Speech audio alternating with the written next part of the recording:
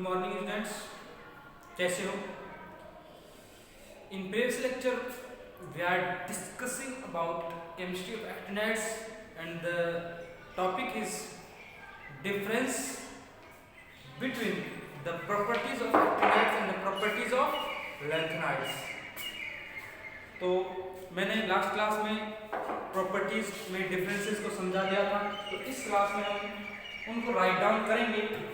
First of all तुम्हारा यही issue थे, इस वजह से मुझे देखो नोट्स भी ज़रूरी है बनाने, तो वन बाय वन लिखेंगे। वाइल आई एम ड्रिंकिंग, पीना चाहोगे? ओके, तो फर्स्ट में लिखना lanthanides show +2 and +4 oxidation states,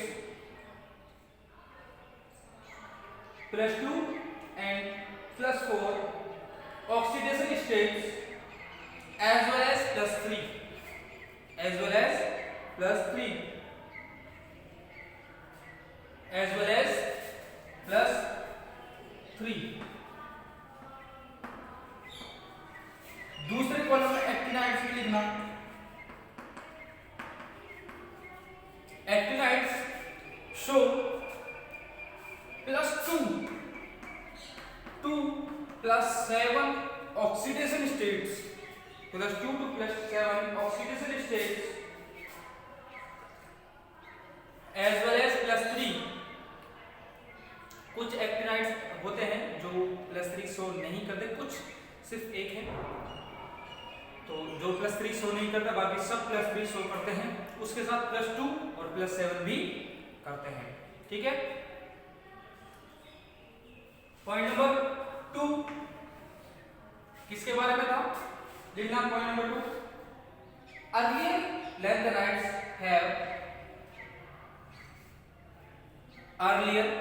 lanthanides have low tendency to keep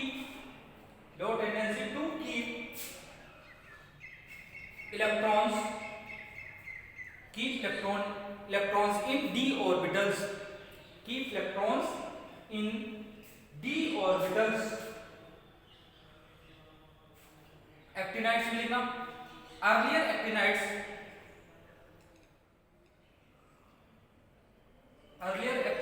have higher tendency to keep electrons in d orbitals,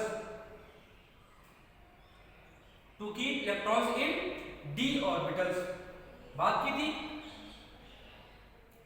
point number 3, lanthanides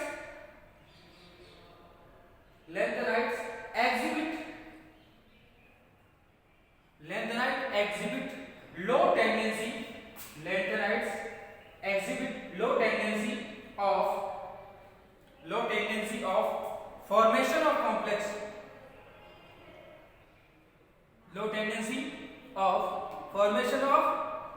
complexes। Actinides में लिखना, actinides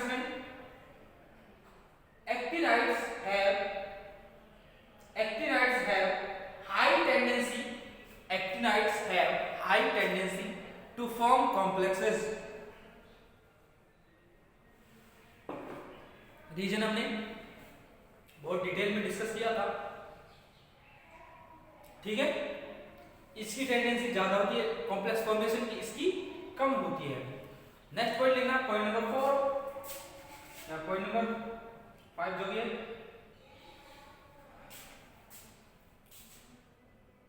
Promethium is the only radioactive element। Promethium is the only lanthanide element, ऐसे लिख लो साहब, better रहेगा। Promethium is the only lanthanide element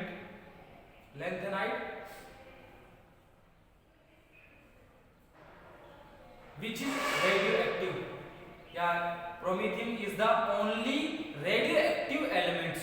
जैसी भी आपने language लिखी है वैसी लिख लो, इसमें लिखना all actinides are radioactive, ये सभी के सभी रेडियो एक्टिव होते हैं।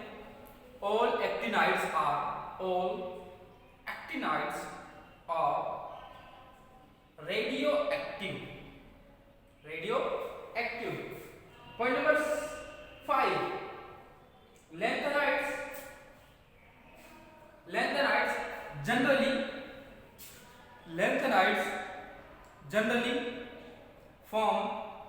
Lanthanides generally form ionic compounds. कैसे? Ionic. Lanthanides are generally form ionic compounds. इसमें लिखना है एक्टिनाइड्स में, whereas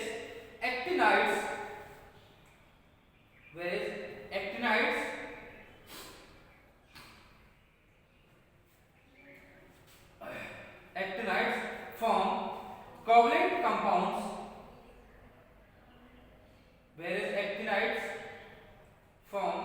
covalent compounds, but also can form ionic compounds, also can form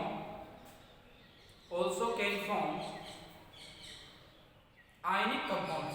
generally तो कोवैलेंट कंपाउंड ही फॉर्म करेंगे, लेकिन लोअर ऑक्सीडेशन स्टेट्स में ये आयनिक कंपाउंड्स का फॉर्मेशन भी करते हैं।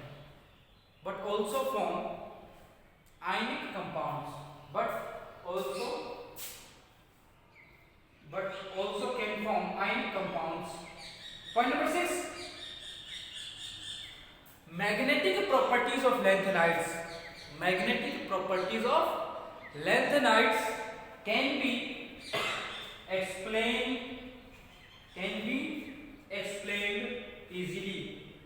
क्या easily इन्हें explain किया जा सकता है? लेकिन magnetic properties of lanthanides can be explained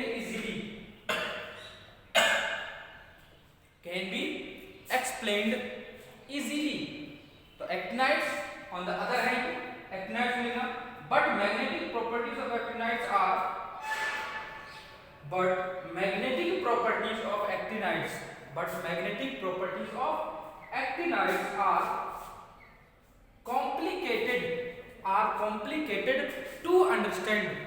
complicated to understand।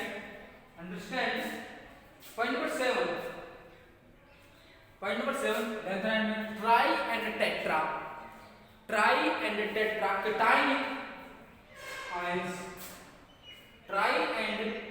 cationic ions, are less colorful, यानी कम इंटेंस होते हैं, ये पॉइंट है। Tri and tetra cationic ions are less colorful। Actinides लिखना, but tri and tetra ions are more colorful of actinides। But लगाया है तो actinides last में लिख देना, नहीं लगाया तो एंड कर देना, है ना। एक्टिनाइड्स लिखा है tri and tetra ions are more colourful. Point number 7 या 8, पॉइंट नंबर 8, हाइड्रोक्साइड्स लैंथेनाइड लिखना, hydroxides are less basic,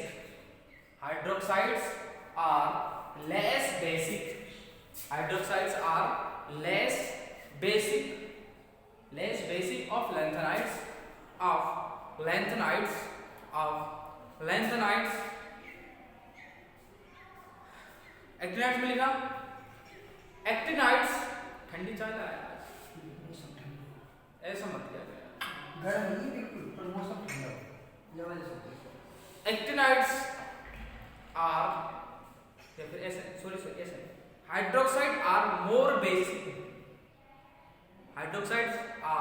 basic of actinides, या ऐसे लिख सकते हैं, hydroxides of actinides are more basic, hydroxides of lanthanides are more basic, या hydroxides are more basic of actinides. ठीक है, मोर बेसिक एक्टिनाइड के लिए, लेस बेसिक किसके लिए? लैंथेनाइड्स के लिए। इस तरीके से कंपैरेटिव स्टडी कंप्लीट होती है लैंथेनाइड एक्टिनाइड तो अब पढ़ते हैं super heavy elements. Super heavy elements heading डाल लेना। सुपर हैवी एलिमेंट्स क्या है? लोरेंशियम का एटॉमिक नंबर 103 होता है, यानी 103। तो लोरेंशियम एक्टिनाइड सीरीज का या एफ ब्लॉक सीरीज का लास्ट एलिमेंट है। उसके बाद जो एलिमेंट आएगा वो कौन सा होगा? डी ब्लॉक का। डी ब्लॉक का या मैं कहूं 7th पीरियड में ट्रांजिशन एलिमेंट होगा, यानी डी ऑर्बिटल में इलेक्ट्रॉन एंटर करेगा। द पॉइंट इज लोरेंशियम के बाद वाले तत्व इंक्लूडिंग लोरेंशियम ऑल्सो, लोरेंशियम के बाद वाले तत्वों को सुपर हैवी एलिमेंट्स कहा जाता है। वजह, क्योंकि इनकी जो डेंसिटी है वो बहुत ज्यादा हाई होती है। इनकी डेंसिटी हाई होने की वजह से इन्हें क्या कहा जाता है? Super heavy elements. मैंने क्या कहा? लोरेंशियम, इसका एटॉमिक नंबर 103 है ना, 103। तो इसके बाद वाले तत्वों का जो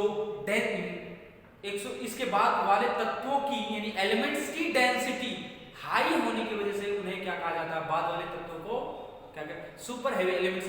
इंक्लूडिंग नाउ 100 से ऊपर, 100 से ऊपर जो भी एलिमेंट्स है 101, 101, 103, 102 जो भी एलिमेंट्स हैं 100 से ऊपर, उन्हें भी अब सुपर हैवी एलिमेंट्स कहा जाता है। तो डिफाइन में यहीं से करूंगा लोरेंशियम के बाद वाले एलिमेंट्स के लिए, लेकिन इंक्लूड किया गया है इनको भी। ठीक है, super heavy element. Super heavy elements हैं जो हाईली अनस्टेबल होते हैं। इसी वजह से इनका स्टडी करना आसान नहीं होता और इन्हें नेचर में फाउंड करना मुश्किल होता है। ठीक है, और इन्हें दो रिसर्चर्स यानी रिसर्चर्स की 2 टीम्स इन्हें रिसर्च कर रही हैं, फाउंड आउट कर रही हैं। तो एक तो डुबना में है रशिया में, एक अमेरिका में है। तो जो भी साइंटिस्ट की टीम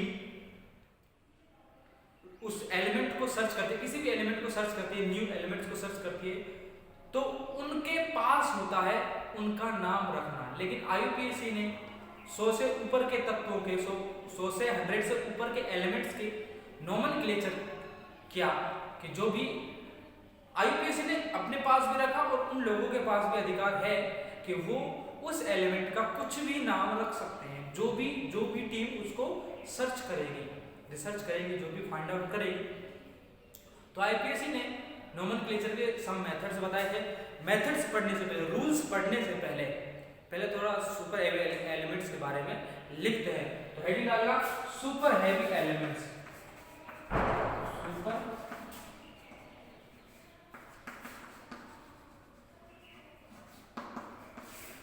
सुपर हैवी एलिमेंट्स, इसमें लिखना super heavy element. The elements are known as super heavy elements which are come after Lawrencium. The elements are known as super heavy elements which are come after Lawrencium 103। Bracket में Lawrencium की लिख लेना 103, Lawrencium 103। Due to very high density, due to very high density यानी बहुत ज्यादा density होती है, due to very high density. Next point में यानी नेक्स्ट लाइन में लिखना the study of super heavy elements, the study of super heavy elements is very hard. The study of super heavy elements is very hard because these are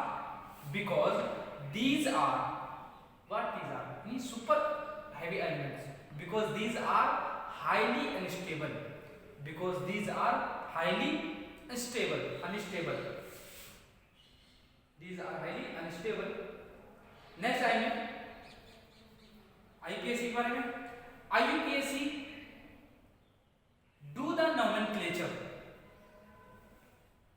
IUPAC do the nomenclature of atoms. IUPAC do the nomenclature of atoms which have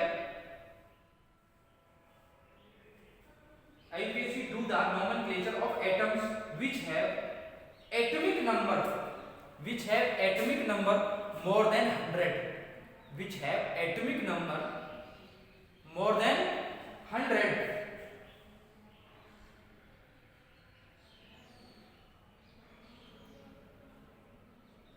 Here are some rules.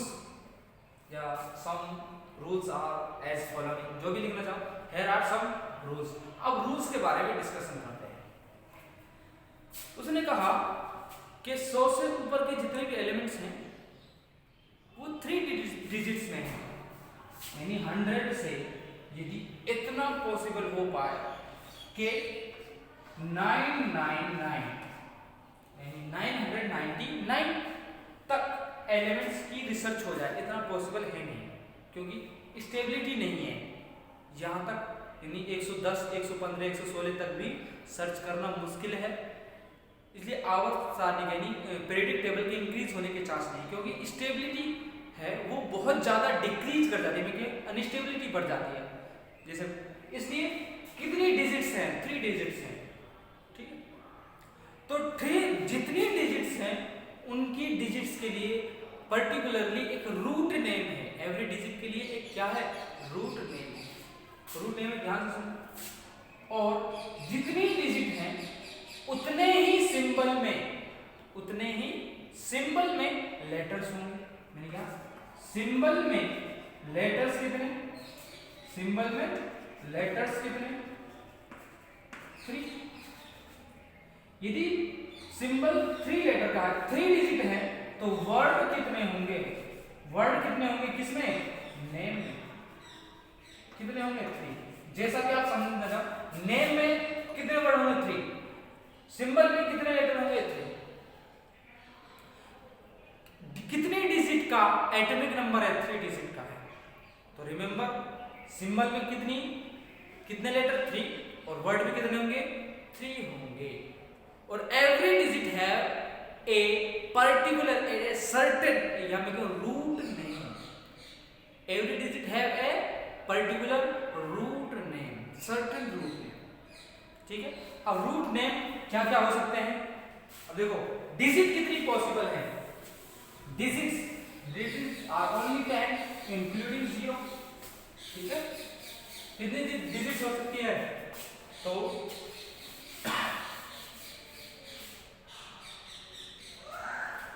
देखो यहां number या digit,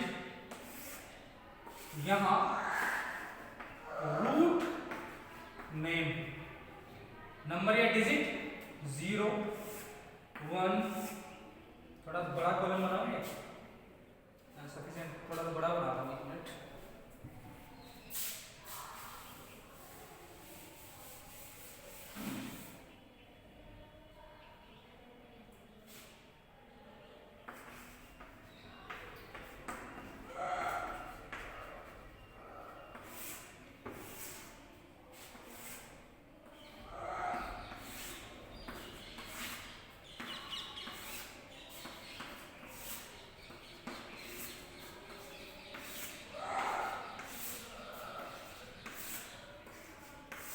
ऐसा मत सोचना कि नीचे क्या लिखा जाएगा, कुछ नहीं है ना।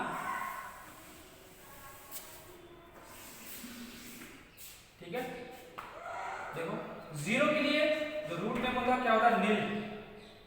1 के लिए अन, 2 के लिए बाई, 3 के लिए ट्राई, 3 के लिए ट्राई, 4 के लिए क्वाड, 5 के लिए पेंट, ठीक है, और 6 के लिए हेक्स, 7 के लिए सेट, और 8 के लिए ऑफ, 9 के लिए इन, इन, ठीक है। Every digit have a particular root name, तो ठीक है। अब जैसा नाम है वैसा ही यानी जैसी सीक्वेंस होगी डिजिट की, मान लो 1 और 2 है, यानी 102 है, तो 1 के लिए अन, 0 के लिए नील, 2 के लिए बाई, जैसा सीक्वेंस होगा वैसा ही पुट करेंगे। और लास्ट की डिजिट के रूट नेम में ईएम सफिक्स लगाया जाएगा। क्या लगाया जाएगा? EM suffix. तो अन, नील, बाई, ईएम। ठीक है। अब एक रूल और है, रूल तो और भी है ये तो, पर इतना नीड है नहीं, कि नेम को छोटा करने के लिए, स्मॉल करने के लिए कुछ जो अनयूजुअल लेटर्स हैं उनको रिमूव किया जा सकता है, एलिमिनेट किया जा सकता है। जैसे देखो ध्यान से, मैंने 102 का एग्जांपल लिया, तो बाई IUM, तो इसमें से BII हो जाएगा, तो एक आई को एलिमिनेट किया जा सकता है, तो अनिल बाइयम इसका नेम होगा। Clear? Are you getting it? पहले आप रूट नेम्स को लिख लें। एक मिनट, लिखने से पहले थोड़ा सा राइट डाउन करो IUPAC रूल्स के बारे में, फिर अंडरस्टैंड करेंगे। ठीक है, पहले एक दो रूल लिख लेते हैं उसके बाद। ठीक है, लिखो रूल नंबर 1, एटिपिक नंबर इज, देखो जो लैंग्वेज दिखाने जा रहा हूं फर्स्ट रूल में थोड़ा सा कॉम्प्लिकेटेड लगेगी। देखो कॉम्प्लिकेटेड है भी नहीं, असल मैंने कहा जितनी डिजिट है, डिजिट कितनी है? 3 डिजिट के लिए सिंबल कितने हैं? 3, और 3 डिजिट के लिए जब 3 सिंबल है तो 3 ही वर्ड होंगे। या मैं ऐसा बोलता 3 डिजिट है तो 3 डिजिट के लिए 3 वर्ड, और 3 वर्ड के लिए क्या होंगे? 3 क्या होंगे?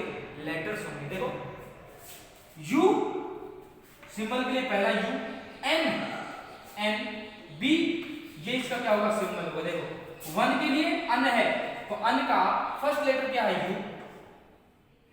दूसरी डिजिट क्या है? नील, यानी 0 के लिए नील का फर्स्ट लेटर क्या है? एन, ये रहा एन। लास्ट डिजिट क्या है?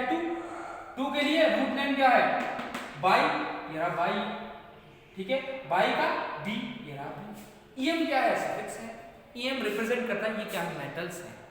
ईएम रिप्रेजेंट करता है ये क्या? मेटल, सारे मेटल्स है इसके बाद, है ना, इसलिए ईएम लगाया। मेटल्स में most of the time EM आता है, जैसे सोडियम, पोटेशियम, लिथियम, है सब में मोस्ट ऑफ द टाइम। जैसे मरकरी है, मेटेलिक प्रॉपर्टी है, लिक्विड होता है उसमें ईएम नहीं है ना। जैसे टंगस्टन, जैसे आयरन, है ना। ठीक है, तो ये सिंबल हो जाएगा, है ना। ओके, तो रूल नंबर फर्स्ट इसमें लिखना atomic number is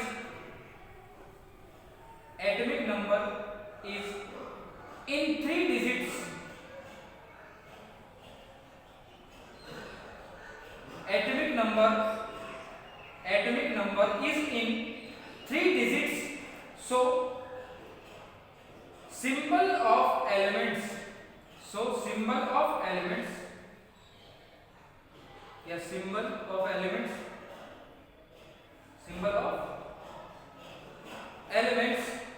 Are derived in 3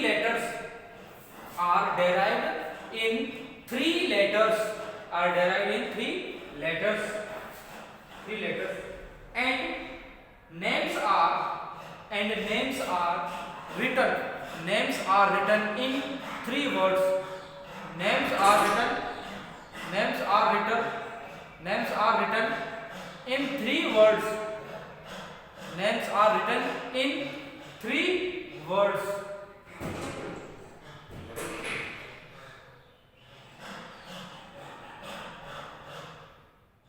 ठीक है, दूसरा लिखो, यार एक मंकी है ना। दूसरा rule number 2, every digit have a particular root name. Every digit have a particular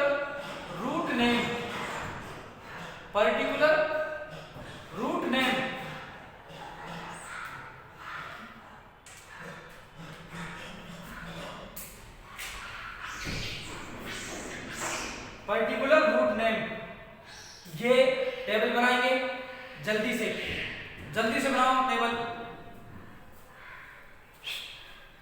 जल्दी से बनाओ।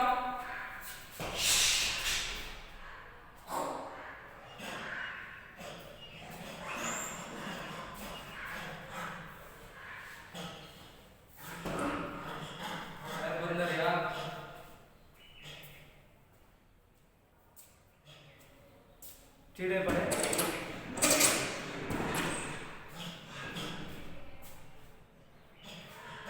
जल्दी से लिख लिया क्या? ठीक है, टेबल बना ली। उसके बाद रूल नंबर थर्ड लिखना, write the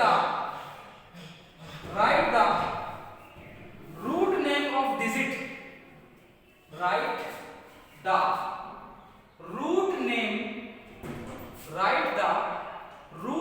of digit, write the root name of digits in sequence, write the root name of digits in sequence,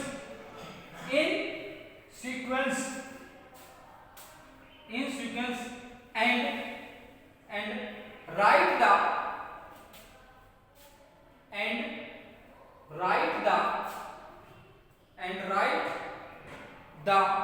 suffix and write the suffix em, write the suffix em with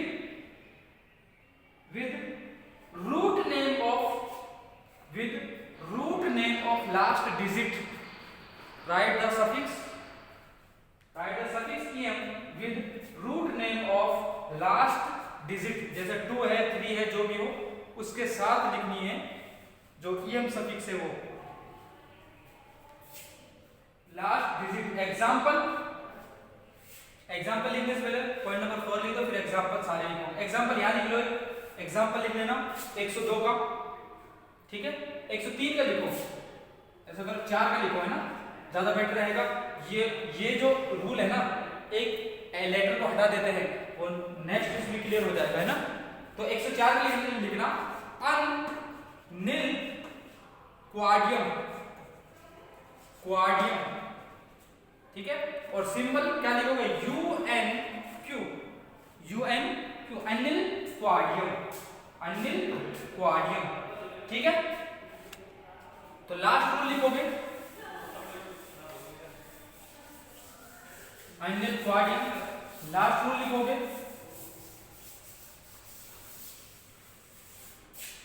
देखो sometimes any letter, यानी कोई भी, sometimes any letter can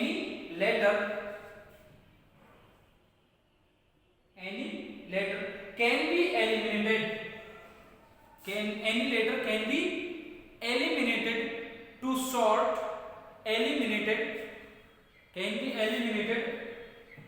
to short the name, short यानी name छोटा करने के लिए, to short the name, can be eliminated to short the name। अब सारे हैं 101 102, यहां लिख लेना एटॉमिक नंबर, ठीक है, 103 यहां लिख लेना नेम, IUPAC नेम, और यहां लिख लेना सिंबल, ठीक है। नेम क्या होगा, देखो अनिल, वन के लिए अनियम, ठीक है। सिंबल क्या होगा, देखो UN,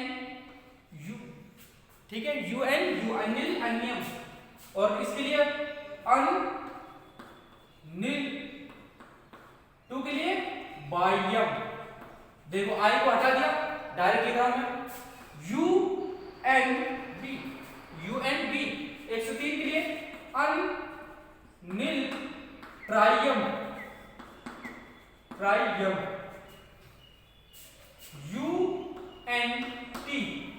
UNT 104 अनिल क्वाडियम, UNQ, ठीक है, 105 106 अनिल पेंटियम और इसके लिए अनिल हेक्सियम UNH, ठीक है।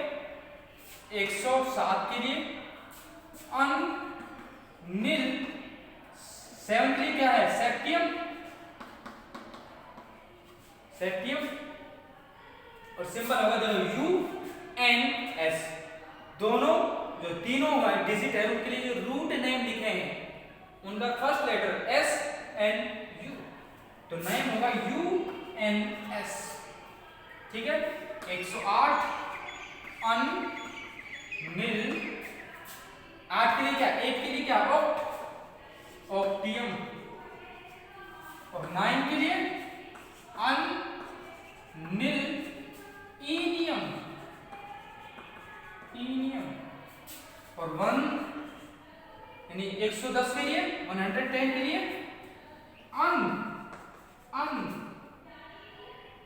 नीलियम, यानी इसका सिंबल होगा 108 का UNO, UN 109 के लिए E और 110 के लिए UN। देखो नीलियम M नहीं है ये N है, और यू कैन अंडरस्टैंड, ओके। यहां एक बात ध्यान रखना, चलो मैं नोट करवा के लिखवा दूंगा नोट बना के, कि यहां जो डैश है उसका कोई मतलब नहीं है, यानी IUPAC नेम में कभी भी हाइफन या डैश नहीं लगाया जाता। ये किस लिए लगाया गया कि हम इजीली अंडरस्टैंड कर सके कि ये नेम किस रूट नेम से डेराइव किया गया है, यानी रूट नेम अनिल क्वाड्रियम, ठीक है। यानी 10 क्वाड के लिए 4 यानी 104 का नेम है, यानी नेम को रिप्रेजेंट करने के लिए ये डैश या हाइफन लगाए गए हैं, ठीक है। नेक्स्ट क्लास में बात करेंगे, ठीक है, बाकी चीजों के बारे में मिलते हैं नेक्स्ट क्लास में। Thank you very much.